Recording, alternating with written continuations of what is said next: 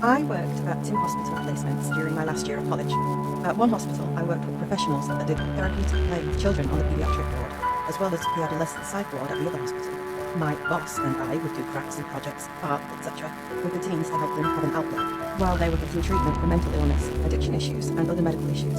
Each day, before we would see the teens, we would get a rundown from the nurses on the ward explaining who everyone was, what issues they had been hospitalised for, and any other info that we needed. This could include anything from a warning that the patient had violent tendencies, how they were adjusting to being on the ward, which patients they did or did not get along with, etc. So this one night, we were given the usual rundown of the teens on the ward, and the nurse mentioned one teen in particular. This girl, I will call her Sally, obviously not her real name, had all of a sudden just stopped talking one day and started to act really out of character. She would not respond to family, friends, siblings, doctors, or anyone for that matter. She was hospitalised because they became concerned about her harming herself, and they were definitely trying to ensure she was watched 24/7, just in case she was experiencing some type of psychosis. I don't know a ton of the details because we were just given a quick rundown of the patient's case. From what I was told, they had checked and ruled out a brain tumour and any other possible physiological causes and found nothing abnormal. Now, just to set the stage, this hospital is a very old hospital with dark hallways, poorly lit rooms, and the most coldest, creepy atmosphere I have ever experienced. In every way, it looked like a hospital you would see in a horror movie. And when walking down the hallways, I remember always being scared that something would jump out at me because there were a lot of blind spots due to its very old layout. Anyway, this night in particular, my co-worker and I started the crafts and the activities for the kids in the kitchen, where we always did our activities. I was sitting close to Sally and tried to initiate conversations, but she would just stare blankly.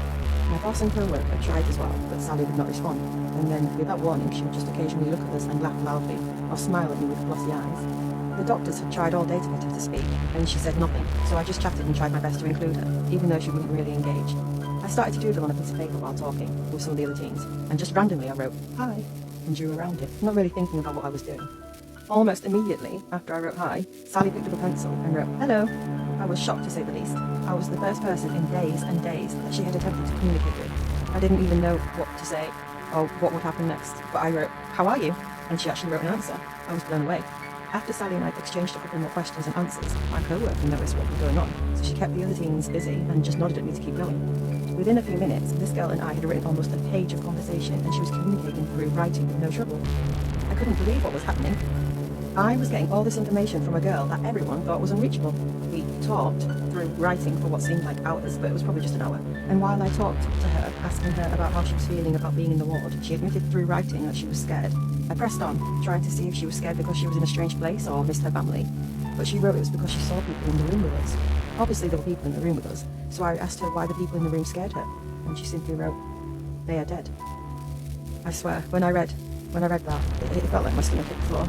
I looked up from the page we were writing on, and she just looked at me, and then turned her head and stared at the door, and no one was there. Well, at least I didn't see anyone there. Sally stared at that door easily for a minute, and I swear she saw something there. I was more scared than I could have even expressed. I will never forget the look on her face. Whether or not there was a person or a ghost there, she could definitely see something. I took a few deep breaths, and once I had her attention again, we started communicating again through writing. We talked this way until 9 p.m. when I had to leave with my co-workers. I thanked Sally for speaking to me, and she seemed a lot more aware when I said goodbye, but she was still not verbalising yet. But I know that the doctors were going to do their very best to find out why. I collected the papers we had written, and before leaving the ward, showed the entire conversation to my co-worker and the nurse that was in charge. Everybody on duty was dumbfounded that I'd actually been able to communicate with her, and they assured me that the pages had been passed along to the psychiatrist the next morning. I was filled with so many emotions. I was happy I'd spoken to her, and she was honest with me, but I was also still incredibly scared and shaken up. My co-worker dropped me off at work, and then I got home, and I remember walking into the living room, and my roommates knew immediately something had happened. I was shaking, and I blurted out everything that had happened. They were supportive, but also freaked out by the situation. I have never been happier to have roommates, because if I'd have gone home to an empty place, I probably wouldn't have slept for days. Sadly, because of the schedule I had, and because of the many different shift changes at the hospital, I never saw Sally again, and no one knew what the final diagnosis was for her. I still get chills when I think about the look on her face that night when she just stared at that door. I don't think I'll ever shake that feeling. I just hope she got the help that she needed. My friend drove for a few years a while back, and he told me he was driving a rig very late at night in Utah. Driving on a lesser used 2-lane highway, he said he remembers feeling very alert that night, so he noticed what appeared to be a figure manifesting up ahead in the dark road. He said it wasn't on the road but just next to it. He then comes to a stop and grabs his heavy-duty flashlight and points it at the figure. He then describes it. Apparently this humanoid creature had a dead coyote it was eating, and truck had gotten its attention and pissed it off. So the creature sort of stands up so he can get a full view of the thing. It was gaunt, with very big eyes, and of course, the coyote blood all over its face. Its height was about 6'2". It had skinny limbs, no clothing. He then describes how it started to shuffle slowly towards the truck. Not only does he not have a weapon at the time, the only useful weapon he has is his flashlight, which is actively helping him view the creature. He decides to book it and leave. He had no problem passing it, turning around to see it standing in the middle of the road on two legs as he drove away. When he reaches the nearest rest stop, he sees two other truckers talking. Apparently, my friend wasn't the only one to see this thing. Both the two guys looked as horrified as he was. As for my opinion on my friend's encounter, I have to say my friend isn't one to lie, so his story had me intrigued. I told him maybe what he saw was some mentally ill person out there, but he brushed the idea off, saying that he knew it wasn't human. I'm not the superstitious type, but his story really did creep me out. First off, I love to camp. I've been doing it my whole life, and I've never had a scary experience until this past summer. My boyfriend and I decided to go out to the gorge for some quality time camping. We had always gone with other people, but this time was the first time it would just be us two. When we got out of the car to prep our gear for the mile hike back to the camping spot, two sketchy looking dudes came out of their trailhead, eyed us, and went on to their old school WV camper van. I had a weird feeling but shrugged it off and proceeded back to our camping spot. I had previously camped in the same area a handful of times and I know it pretty well. Once we got back there, I knew a handful of different camping spots and proceeded to check them all out for us, the ideal one. I noticed what looked like someone camping further up the hill, so I picked a spot a little further down, where we'd mostly be out of sight. It was starting to get dark by the time we got everything set up, so I figured I'd start looking for some firewood. And then suddenly, this guy appears out of nowhere, asks us if we'd like any help, and offered to sell us a bundle of firewood for $10. I laughed because we were in the woods, thus surrounded by wood which I could pick up off the ground for free. He then said I wouldn't find much wood because they'd already cleared it out over the past few weeks. Few weeks? I asked him. How long have you been camping up here? Oh, for about a little bit over a month, he replied, which I found strange because the longest anyone can camp in this area in the National Forest is 2 weeks. I already had the creeps about him and he claimed he was up there by himself. I asked him why I heard him yelling with someone then and why he referred to more people when talking about the wood. He stammered and was like, well, there's some dudes I know camping over up there or over the other side of the river. Then he proceeds to tell us that he's been lonely since arriving. He was from Pennsylvania, took a bus to Lexington, Kentucky, and had been living in the woods back behind where I currently work. I knew exactly what he was talking about because I see a lot of homeless people, immigrants, and drug addicts coming in and out of those woods every day. From what I gathered, he was basically a homeless person who had somehow got a ride out to the gorge and decided he would just live there instead. He'd been living on snakes, bugs, and selling firewood for food. He said we were the first people he'd seen in weeks. His stories were all over the place, and I knew he was lying about a lot of what he told us. He definitely wasn't alone, even though he claimed to be. He even took us up to his camp, where there was tons of stuff for several guys, not just one. He said he liked camping up top, where he could see everything and everyone. By now it was getting dark, and he helped us get a fire going. I was trying to politely get him back on his way up the hill, so I could just have a minute to process all of this. When he left, I started whispering to my boyfriend that there was no way I could sleep with that sketchy, creepy guy right up the hill. We didn't even have a knife or a gun or even a dog to protect ourselves with if we needed to. I quietly said let's get all of our stuff together and get the hell out of here. We did, but we left our new tarp set up because it would make too much noise and he'd know we were leaving. To confirm my suspicions, I glanced up the hill and I saw silhouettes of at least 3 people inside through the closed blinds. As soon as I stood up with my pack ready to get out of Dodge, he came out and yelled, "How's it going down there?" And we proceeded to get out as quickly and as quietly as possible. In my mind, we were either going to get robbed, killed, or something else because he was not alone. His stories didn't add up, and his background of where he came from made me believe he was running away from something and was trying to hide by living off the grid. I called the rangers the next day and told them about him. Luckily, all he got from us was a new set of tarps. This happened when I was about 13 years old. One weekend, my parents went out of town for work, so I was staying with my friend who lived across the street. Every morning, I would wake up and go let the dogs out, feed them, and clean the litter box. Then my friend and I would go play for the rest of the day, sporadically checking on the house. One morning, my friend and I woke up very early, still dark out, and look across the street at my house.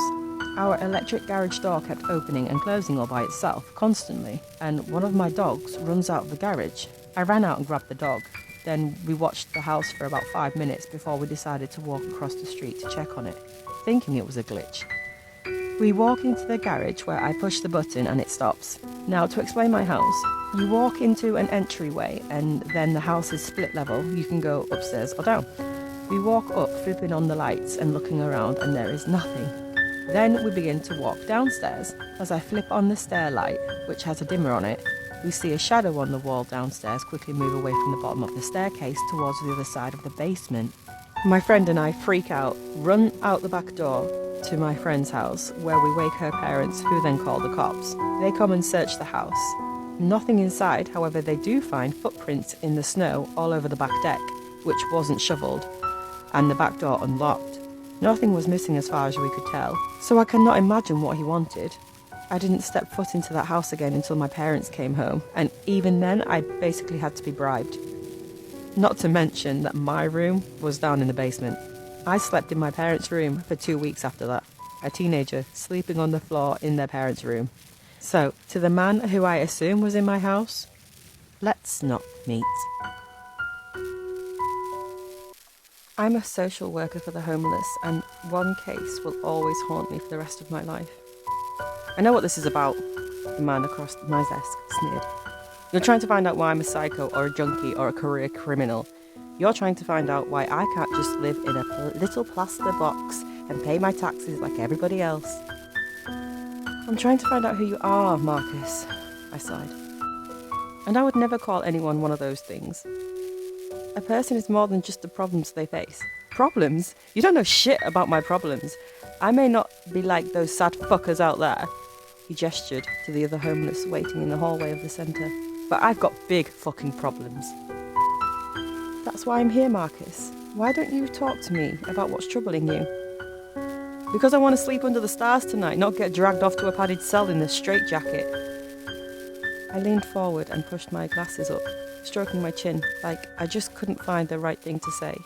It was a disarming gesture that I found helped people to open up to me. As a social worker specialising in homelessness, I needed every helpful strategy that I could get. Most of the people I worked with viewed me, at best, as a waste of their time, and at worst, a threat. The more I understand, the more I'll be able to help. That's all I want, Marcus, is to help you. Will you let me do that? The 20-something blonde across the desk from me rolled his eyes, rubbed red and dark-pitted from lack of sleep. Apart from that, however, Marcus wasn't a typical case. He was well-dressed and clean-shaven, even if his suit had seen better days and his eyes bore the red-rubbed, dark-pitted signs of insomnia.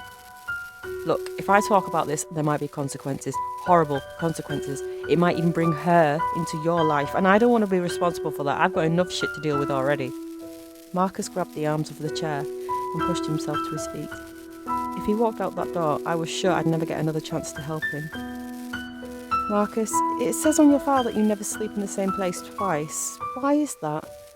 Marcus paused, his worn-out pack halfway up his back. Through its bulging seams, I could see his tent, sleeping bag, and all clothing packed neatly away inside. It's because of her, isn't it? Marcus sat back down. You have to promise me that if I get locked up anywhere, the young man muttered gruffly, and that if I ever get picked up by the cops or whatever, you'll do your best to spring me out the very next night. I need you to promise me that, and I mean it. Look, I know it's a tall order, and it's okay to say no. I'll just walk out that door, you'll fill out your little form, and we can both pretend that this conversation never happened. As he looked across the desk at me with those soulful, sleepless blue eyes, I had the strangest feeling that he was the one taking pity on me. Marcus, I grabbed the man's hand solemnly. I promise that I'll do anything and everything in my power to meet your conditions, should they ever arise. Marcus looked around as though to reassure himself that no one else was listening. The troubled expression on his face was one I recognised. He was struggling to convince himself to open his inner world to a stranger. I let him sit in silence for a while, knowing full well that at that point, what happened next was up to Marcus. "Sometimes it feels so right it feels wrong," he said suddenly. "You ever been in a situation like that? You find the perfect job, or the perfect girlfriend, or the perfect opportunity, but there's something off about it, know what I mean?" I nodded. "It was like that with the apartment," Marcus went on. "My lease was running out and I couldn't find anywhere that wasn't an hour away from work or a total scam. Then I found it. 2 bedrooms, 1.5 bathrooms, newly renovated but in a handsome old building.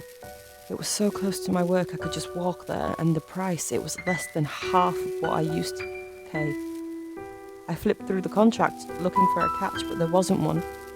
The place was rented by a small property management group that only owned a few buildings.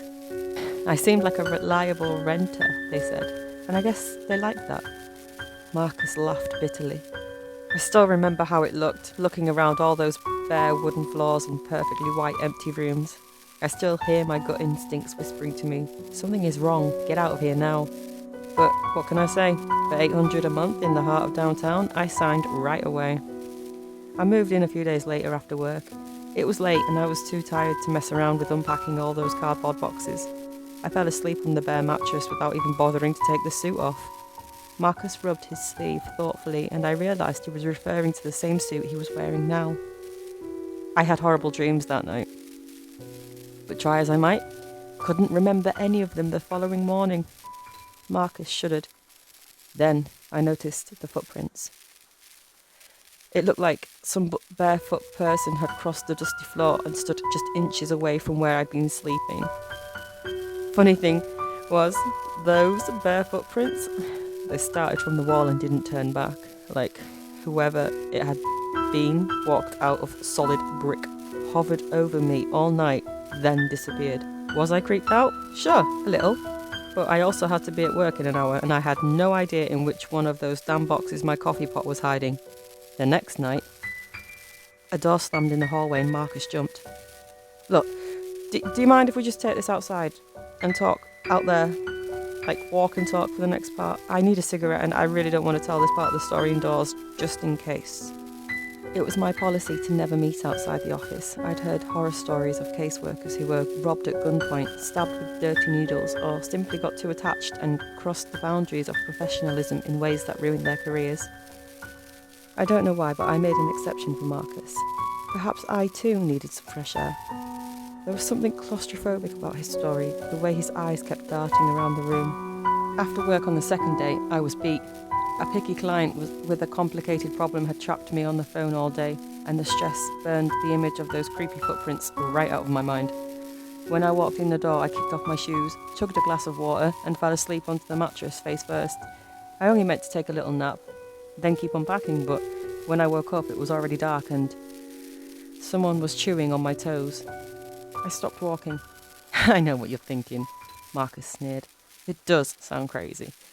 My brain didn't want to accept it either. I didn't want to believe that a naked old woman with white hair hanging down past her waist was gnawing on my foot with a mouthful of twisted teeth.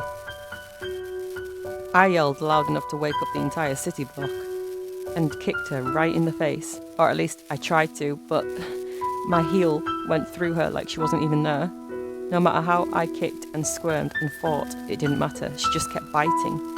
When I ran away, she slithered after me on the floor like a boneless goddamn snake, always nibbling, licking blood out of the bite marks on my legs. I threw pots and knives, said the Lord's Prayer, even swatted at her with a broom. Nothing worked. In the end, I ran out of the apartment, barefoot and bleeding, with 2 of my toes missing.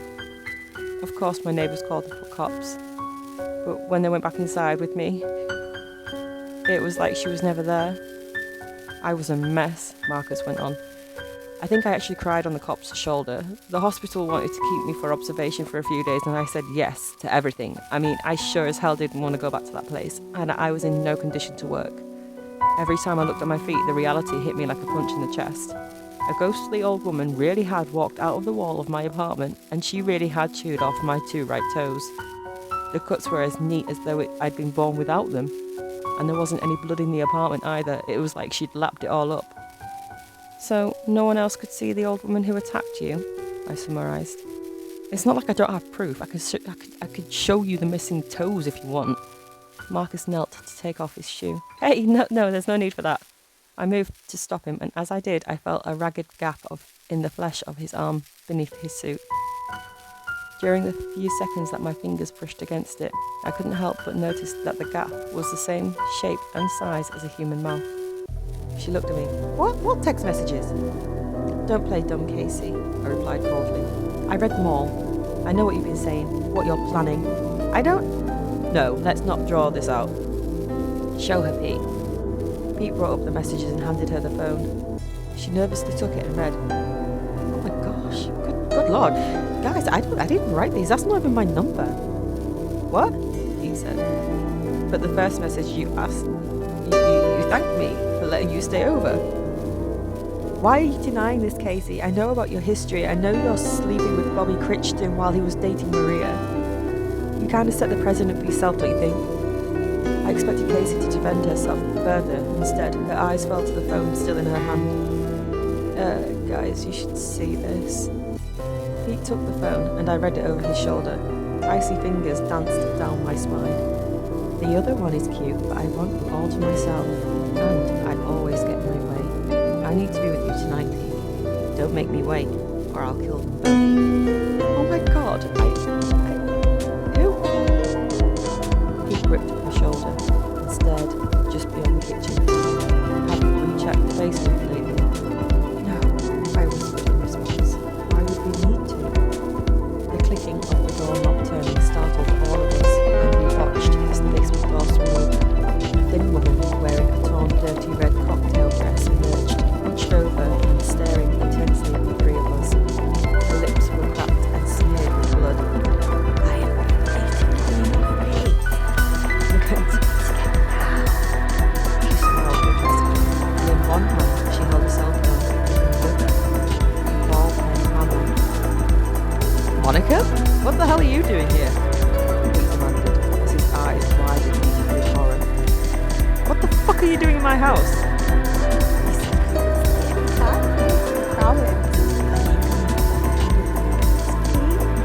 Her eyes glistened and tears ran down her dirt-smeared cheeks. Monica. She was Pete's manager. I was completely at a loss as I watched this woman I had known for 3 years twitch like a feral animal. Her typically composed hair was a rat's nest and her bare feet were filthy. She fought with her pungent smell of piss mixed with standing water.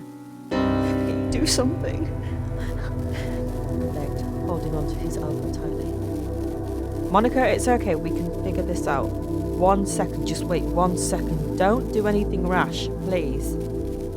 But it was clear that anger and hurt had already poisoned her mind. She twisted her mouth into a snarl and suddenly rushed at me, hammer raised high above her head. I didn't have enough time to react rationally, and only cowered with my eyes squeezed shut, hoping that Pete would protect me. I opened my eyes to find that Casey had picked up the kitchen knife and stabbed Monica in the ribcage. She withdrew the knife quickly and raised her arm to strike again. Monica howled with pain and dropped the hammer. She twisted out of Casey's next attack and scrambled back, clutching her wound. Pete dived for the hammer and Monica's eyes darted between the three of us, weighing the situation. Her eyes fell on me at last, narrowed and hateful. There was a darkness in them that I'd never seen before. I staggered back, afraid that she would dart at me, but instead she twitched her way back and bolted for the door, her red, ragged dress fluttering behind her. She disappeared into the night, leaving us utterly stunned. After the police interviewed us and took pictures of the basement, they gave us some bad news that Monica was nowhere to be found. Her apartment was vacant, and she'd somehow covered her tracks well enough to avoid detection by her police dogs. Apparently, her apartment contained some evidence of her growing obsession with my husband, photos that were taken without Pete's knowledge, personal information about both of us, and even a detailed weekly schedule of Pete's day-to-day. Pete helped us put together the pieces of Monica's final mental break. She had told Pete and his co-workers that she was going to take a quick impromptu vacation that Thursday. The reality was that she had become so consumed by jealousy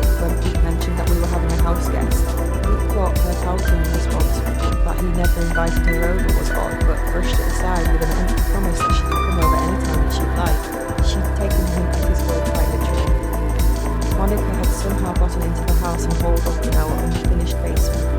Down there, the police found a phone charger, a bucket of excrement, a few dirty personal effects, and a crude table setting put together with old furniture and some items that she'd squirreled away while everyone was gone or asleep. It was like some seriously twisted version of Lady and the Tramp.